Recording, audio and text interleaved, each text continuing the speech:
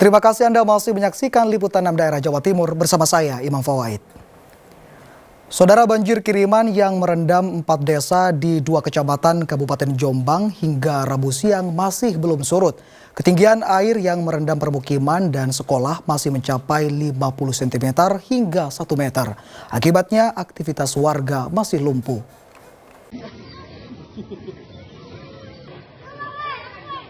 Banjir kiriman yang menerjang 5 kecamatan di wilayah Kabupaten Jombang pada Rabu dini hari, pada Rabu siang berangsur surut.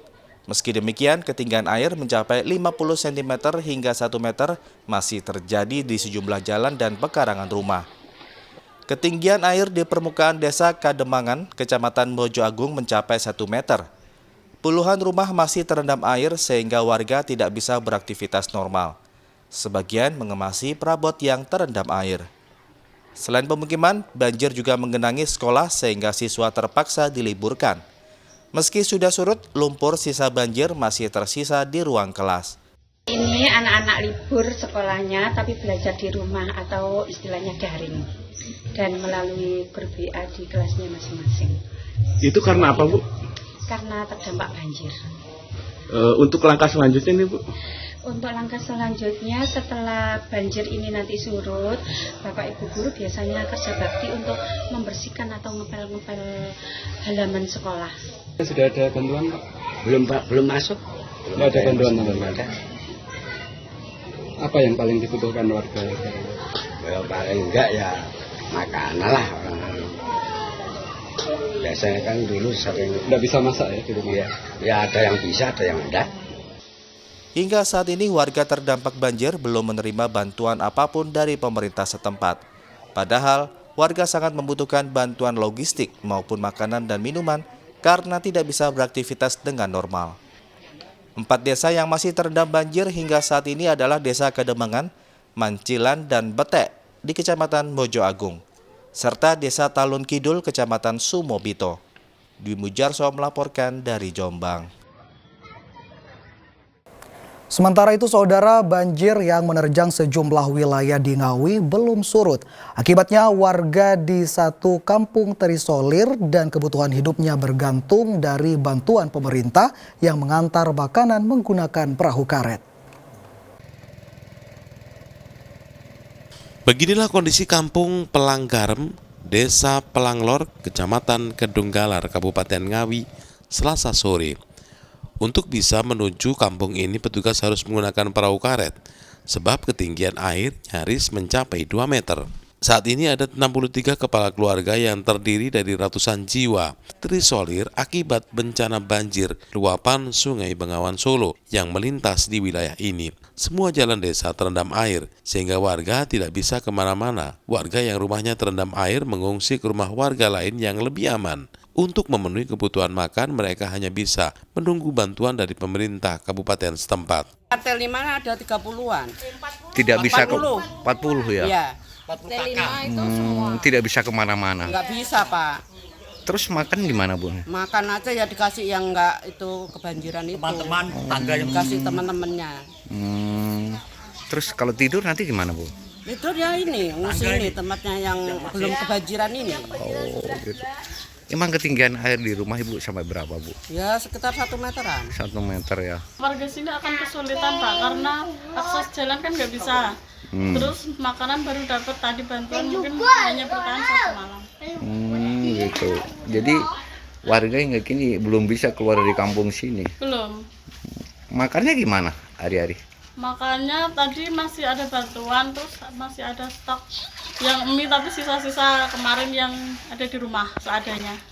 Sementara itu, Bupati Ngawi Oni Anwar Harsono saat ini pihaknya telah melakukan mitigasi terdampak banjir untuk menyalurkan bantuan logistik.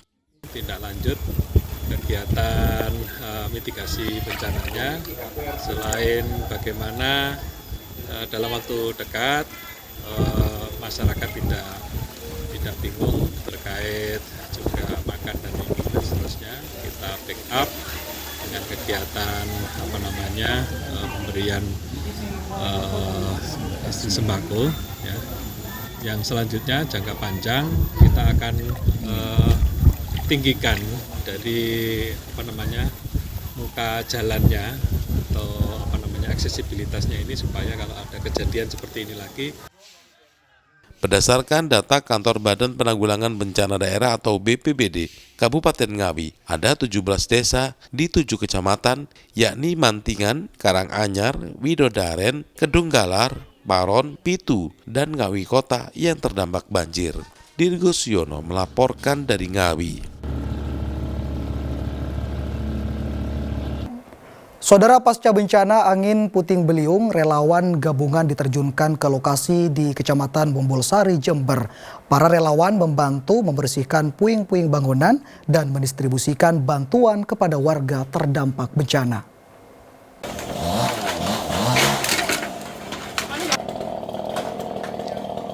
Pasca kejadian, puluhan relawan gabungan diterjunkan ke lokasi bencana angin puting beliung di Desa Taman Sari, Kecamatan Mumbulsari, Jember.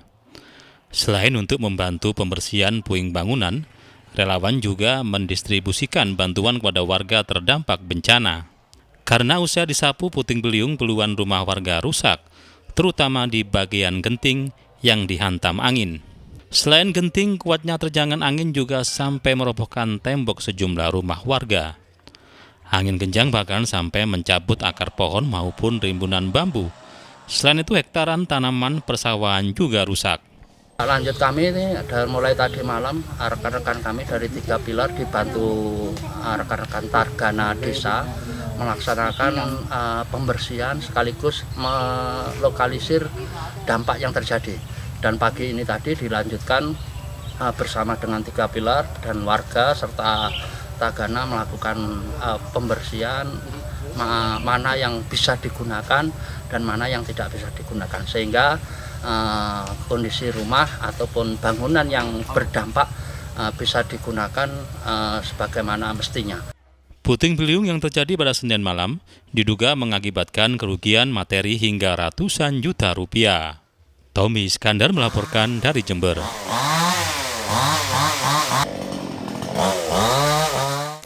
Mantau rendang, kuliner paduan makanan Tiongkok dan Indonesia yang cocok dinikmati saat Imlek. Informasi selengkapnya saudara akan kami hadirkan untuk Anda sesaat lagi.